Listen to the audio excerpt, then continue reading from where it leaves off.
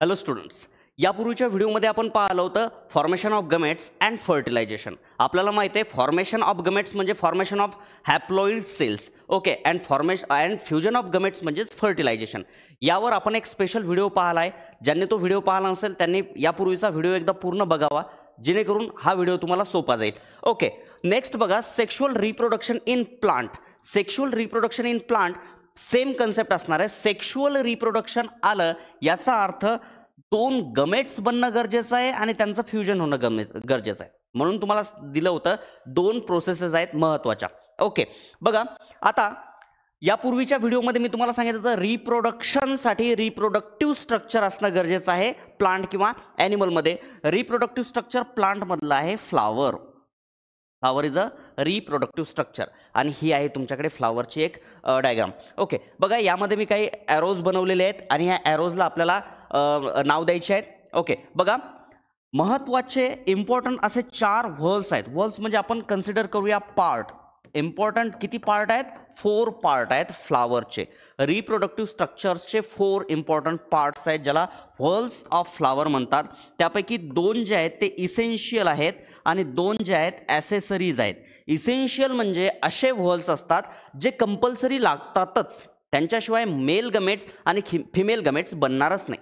पण ॲसेसरीज बघा, एक तुमच्याकडे व्हेकल आहे, एक कार आहे, त्या कारला सगळ्यात महत्त्वाचं काय? ओके, त्या कारला महत्त्वाचं आहे इंजिन, त्या कारला महत्त्वाचे आहेत व्हील्स, त्या कारला महत्त्वाचे आहेत स्टेरिंग्स. ह्या सगळ्या झाल्या इसेन्शियल गोष्टी. ॲसेसरीज काय? त्यामध्ये साऊंड सिस्टीम लावू शकता तुम्ही वेगवेगळे, त्यामध्ये अजून त्याला ओपन म्हणजे डोअर काय म्हणतात त्याला, तो एक फ्लोअर त्यातून बाहेर निघतात वगैरे, अशी स्ट्रक्चर बनवू शकता. अजून काही ॲडिशन करू शकता, त्याला वेगवेगळे कलर ज्याची गरज नाही आहे गाडीला चालण्यासाठी, त्या 4 व्हीलरला चालण्यासाठी. ओके, सो ते झाले ॲसेसरीज. ओके, इम्पॉर्टंट तर आहेत पण most important and list important असं पण म्हणू शकतो आपण. ओके, इसेन्शियल म्हणजे अतिशय महत्त्वाचे असे. ओके, तर कोणकोणते आहेत महत्त्वाचे? हा एक, याला म्हणतो आपण अँड्रोशियम. अँड्रोशियम हा अतिशय महत्त्वाचा आहे. मी याला ए नाव देतोय. ओके, ए म्हणजे मला इथे ए लिहिता येईल, ए. ओके, आणि दुसरा हा पार्ट ज्याला मी म्हणणार आहे गायनोशियम. ओके, अँड्रोशियम आणि गायनोशियम हे अतिशय महत्त्वाचे असे 2 व्हॉल्स आहेत. ओके, अँड्रोशियम हा मेल पार्ट ऑफ फ्लावर आहे. ओके, आणि गायनोशियम हा फिमेल पार्ट ऑफ फ्लावर आहे. ओके, म्हणजे मेल गमेट बनतील अँड्रोशियममध्ये आणि म्हणजे फिमेल गमेट बनतील गायनोशियममध्ये.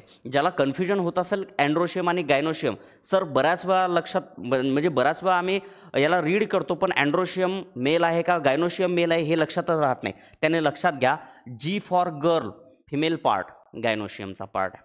ठीक आहे. ओके, ए फॉर काही नाही लक्षात ठेवायचं, एक लक्षात ठेवलं ए फॉर आदमी नाही, नको राहू द्या.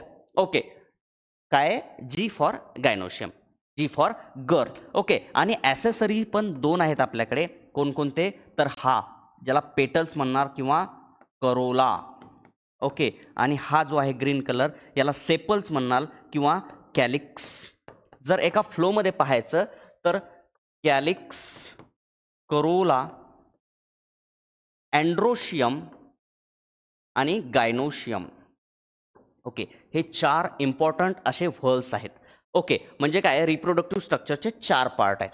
कॅलिक्स हा ग्रीन कलरचा पार्ट, याचं काय काम आहे? बघा, तुम्ही पाहिलं असेल बर्ड कंडिशनला जेव्हा कळी असते, फ्लावर जेव्हा कळीच्या फॉर्ममध्ये असते किंवा कळीच्या कंडिशनमध्ये असते, तेव्हा त्याच्यावर एक ग्रीन कलरची अशी कव्हर असते. समजा ही आहे बर्ड, तर हा पूर्ण ग्रीन पार्ट असतो आणि याच्या मधात असतात रेड कलरचा. समजा आपण कोणताही एखादा फ्लावरचं एक्झाम्पल घेतलं तर हा वरचा जो ग्रीन कलरचा पार्ट आहे तो आहे कॅलिक्स. त्याचं काम काय? कॅलिक्सचं काम आहे बर्ड कंडिशनमध्ये प्रोटेक्शन करणे. म्हणजे जेव्हा फ्लावर हे कळीच्या फॉर्ममध्ये आहे, कळीच्या कंडिशनमध्ये आहे, तेव्हा त्याचं प्रोटेक्शन करणे काम कोणाचं आहे? कॅलिक्सचं. आणि ग्रीन कलर असल्यामुळे ऑब्व्हियसली आपल्याला माहिती आहे प्लांटमध्ये जिथेही ग्रीन कलर आहे हा प्रायमरी काम म्हणजे कुठे ना कुठे फोटोसिंथेसिसचं काम करणारच आहे. म्हणजे हा फोटोसिंथेसिस पण करणार टेम्पररी टाईमसाठी आणि प्रोटेक्शन पण करणार. ओके, आता दुसरा आहे करोला. ओके, जे पेटल्स म्हणतो आपण, पाकळ्या, त्यांचं काय काम आहे? बघा, एक तर त्यामध्ये आहे स्मेल, ऑर्डर. ओके, त्याच्यानंतर आहे त्यामध्ये नेक्टर, मध. ओके, ह्या दोन गोष्टी तिथेच तयार होतात. मोस्टली त्यामध्ये नेक्टर तयार होत नाही, पण नेक्टर एकदम मधात असते त्याच्या. Okay, so attraction of insect हे काम कोणाचं आहे? फ्लावरचं. बघा, आपण देवाच्या गळ्यात फुलांचे हार का घालतो? एकतर स्मेल चांगला येतो, फ्रेश वाटते, आणि दुसरं म्हणजे फुलं हे दिसायला सुंदर असतात, त्यामुळे ती जी मूर्ती आहे ओके ती अतिशय सुंदर दिसायला लागते. हीच कन्सेप्ट अप्लाय होते मुलींच्या बाबतीत. डोक्यात गजरा लावण्याचं कारण तेच आहे, सुंदर दिसणे है ना. ओके, सो फुलाचं कामच आहे अट्रॅक्शन. ओके, बघा करोलाचं काम अट्रॅक्शन, पण इथे जेव्हा हे झाडावर असते फुल तेव्हा इन्सेक्टचं अट्रॅक्शन करणार. डोक्याची मी विषय करत नाहीये, कोण डोक्यात लावलं त्याला कोणाचं अट्रॅक्शन करायचं ते त्याचा प्रश्न. ओके, इथे काय काम आहे? इथे काम आहे फक्त अट्रॅक्शन ऑफ इन्सेक्ट. ओके, त्याच्यानंतर हा आहे अँड्रोशियम. अँड्रोशियम म्हणजे हा पूर्ण हा येलो कलरचा पार्ट जो आहे हा अँड्रोशियमचा पार्ट आहे. या अँड्रोशियममध्ये तयार होतील male gametes. Okay, male gametes कोणते यापूर्वीच्या व्हिडिओमध्ये पाहिलं आपण, पोलन ग्रेन्स. याचा अर्थ तुम्हाला क्वेश्चन विचारला की पोलन ग्रेन्स कुठे तयार होतात, तर तुम्ही सांगणार सर अँड्रोशियममध्ये तयार होणार. अँड्रोशियमच्या या वरच्या बॉल लाईक स्ट्रक्चरमध्ये, याला म्हणतात अँथर. डिटेलमध्ये समोर पाहू. हा झाला पूर्ण फिमेल पार्ट. ओके, हा इथून येलोच, एक मिनिट, हा ग्रीन कलरचा, हा इथून इथपर्यंत हा सगळा झाला कोणता पार्ट, तर हा आहे फिमेल पार्ट, ज्याला म्हणणार आपण गायनोशियम.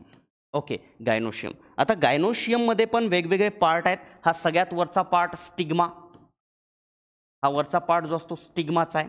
हा जो सेकंड नंबरचा पार्ट आहे स्टाईलचा आहे, डिटेलमध्ये पाहणारच आहे. आणि इथे असते ओव्हरी. इथे काय असते? ओव्हरी. ओव्हरीच्या आत ओव्ह्यूल आणि ओव्ह्यूलच्या आत एग्स, म्हणजे पोलन ग्रेन्स इथे तयार होणार, एग्स इथे तयार होणार. डिटेलमध्ये आपण समोर पाहणारच आहेत. ओके, सो सेक्शुअल रिप्रोडक्शनमध्ये काय पाहिलं आपण? सेक्शुअल रिप्रोडक्शनमध्ये एक कन्सेप्ट पाहिली की रिप्रोडक्टिव्ह स्ट्रक्चर महत्त्वाचं आहे, मेलमध्ये पण फिमेलमध्ये पण. आणि फ्लावरमध्ये एक दोघांसाठी पण कंबाईन. बघा, एक बायसेक्शुअल फ्लावर असतात आणि एक युनिसेक्शुअल फ्लावर असतात. बायसेक्शुअल फ्लावर म्हणजे असं फ्लावर ज्यामध्ये मेल पार्ट आणि फिमेल पार्ट एकाच फ्लावरमध्ये, त्याला म्हणतो आपण बायसेक्शुअल फ्लावर. आणि युनिसेक्शुअल फ्लावर म्हणजे काय? जिथे मेल आणि फिमेल म्हणजे एकाच झाडावर. बघा, हा एक सेम स्पेसिसचा प्लांट आहे, हा पण सेम स्पेसिसचा प्लांट आहे. याच्यावर फक्त मेलचे फ्लावर असतील, याच्यावर फक्त फिमेलचे फ्लावर असतील. ओके, कशासाठी असतात हे क्रॉस पॉलिनेशनमध्ये आपण पाहणार आहे, आय मीन पॉलिनेशनमध्ये आपण पाहणार आहे. ओके, चला नेक्स्ट आहे माझ्याकडे स्टेमन म्हणजे काय, कार्पेल म्हणजे काय. ओके, आणि पेडिसेल आणि सेसाईल म्हणजे काय. ओके, सो बघा या फ्लावरमध्ये हा जो देठ आहे या देठाला म्हणतात पेडिसेल. काय म्हणतात या देठाला? पेडिसेल. पेडिसेल हा देठ आहे फुलाचा. समजा हे जर फ्लावर असेल तर हा फ्लावरचा जो देठ आहे तो पेडिसेल आहे. त्याचं काम काय आहे? हा पूर्ण प्लांट म्हणजे झाड जे आहे झाडातून फुलाला बाहेर काढणे, जेणेकरून इन्सेक्ट्सला ते दिसेल किंवा एअरच्या कॉन्टॅक्टमध्ये येईल, जेणेकरून पोलन ग्रेन्स काय होतील, हवेच्या मीडियममधून स्प्रेड व्हायला लागतील. म्हणजे त्या फुलाला हवा लागावी किंवा इन्सेक्टला ते फुल दिसावं, याच्यासाठी पेडिसेल असते. ओके, देठ असतो. चला नेक्स्ट आहे आपल्याकडे स्टेमन. स्टेमन काय तर हा फ्लावरचा हा पार्ट. ओके, या पूर्ण पार्टला, अँड्रोशियमच्या पूर्ण पार्टला काय म्हणतात? स्टेमन म्हणतात. चला आपण स्टेमनला ड्रॉ करू. हा झाला अँड्रोशियमचा पार्ट आणि individual member of androecium is non as स्टेमन. खूप सारे स्टेमन असू शकतात एका फ्लावरमध्ये, पण एका स्टेमन, बघा एका पार्टला, अँड्रोशियमच्या एका पार्टला आपण काय म्हणणार? स्टेमन. हा सगळ्यात वरचा पार्ट झाला अँथर. हा जो पार्ट आहे याला म्हणतात फिलामेंट. आणि जिथे कनेक्ट होतो त्याला म्हणतात कनेक्टिव्ह. ओके, आणि या अँथरमध्ये असतात जर्म सेल. अँथरमध्ये कोणत्या सेल असतात? Germ cell. आता जर्म सेल काय सर? नवीन कन्सेप्ट आली. ठीक आहे, सांगतो. जर्म सेल ह्या अशा सेल असतात ज्यांच्यापासून गमेट बनणार. ओके, जर्म सेल ह्या अशा सेल ज्यांच्यापासून हाफ सेल बनणार, गमेट बनणार. म्हणजे मायटोसिस हा बॉडीमध्ये कुठेही होऊ शकतो, मिओसिस फक्त कुठे होणार आहे? जर्म सेलमध्ये होणार आहे, मिओसिस. आणि आपल्याला माहिती आहे मिओसिसमधून कोणत्या सेल तयार होतात? Half cell. तर अँथरमध्ये जर्म सेल आहेत आणि अँथरमध्येच जर्म सेल मिओसिस करून काय बनवतात? Pollen grain. आणि पोलन ग्रेन म्हणजेच काय? Male gamete. ओके, तसं मेल गमेट हे पोलन ग्रेनच्या आत असतात. समजा या अँथरमध्ये खूप साऱ्या हाफ सेल बनल्या, ह्या पोलन ग्रेन्स आहेत, तर या पोलन ग्रेन्सच्या आत असतात मेल गमेट. पोलन ग्रेनच्या आत काय असतात? मेल गमेट असतात. ओके, एवढं सगळ्यांना क्लिअर झालं? ठीक आहे. नेक्स्ट आहे आपल्याकडे कार्पेल. जसं या पूर्ण पार्टला मी काय म्हणलं, या पूर्ण पार्टला, ओके वेगळा कलर घेऊ आपण, पिंक कलरचा पार्ट. ओके, तो या पूर्ण पार्टला मी काय म्हणलं? स्टेमन म्हणलं. तसं या पूर्ण पार्टला मी काय म्हणणार आहे? कार्पेल म्हणणार आहे. काय म्हणणार आहे? कार्पेल. ओके, हा झाला स्टेमन. ओके, हा झाला कार्पेल. कार्पेल म्हणजे हा मधातला पार्ट असा. ओके, तर carpel is a individual member of gynoecium.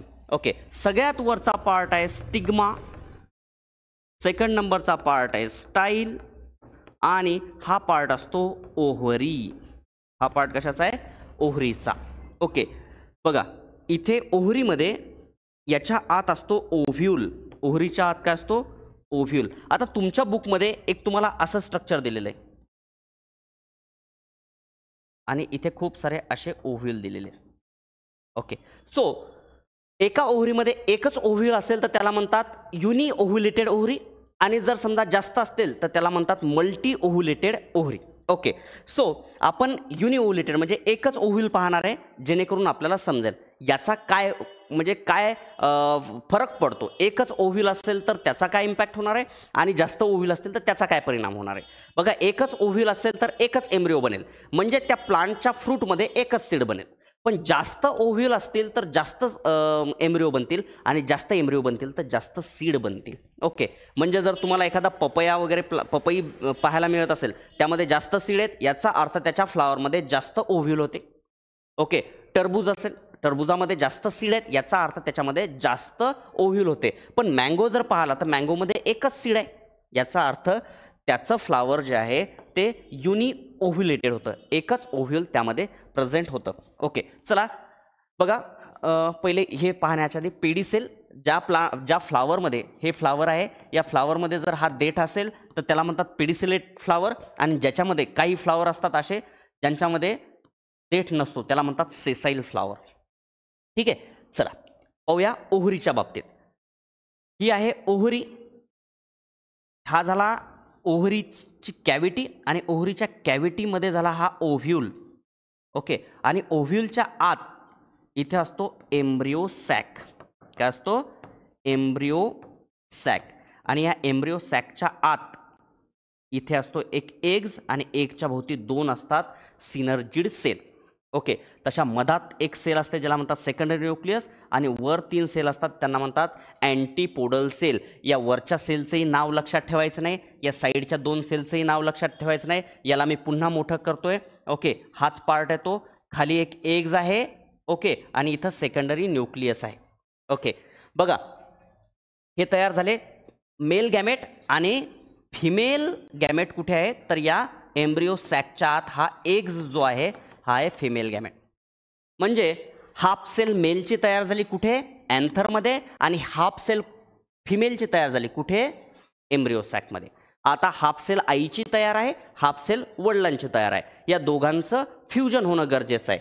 बघा, हे जे अँथरवर तयार झालेले मेल गमेट आहेत हे ट्रान्सफर होणार आहेत फिमेलकडे. यासाठी आपण पाहणार आहेत या नंतरचा व्हिडिओ, the transfer of pollen grains from anther to the stigma. याला काय म्हणतात हे पुढच्या लेक्चरमध्ये पाहणार आहेत. हा व्हिडिओ जर समजला नसेल तर पुन्हा बघा, आणि नाही समजला तर मला कमेंटमध्ये सांगा, आपण वाटल्यास याला पुन्हा एक्सप्लेन करू. ओके, भेटत राहूया. आपले व्हिडिओज मित्रांपर्यंत पाठवत राहा, जेणेकरून आपल्या व्हिडिओचा फायदा सगळ्यांना होईल. थँक्यू.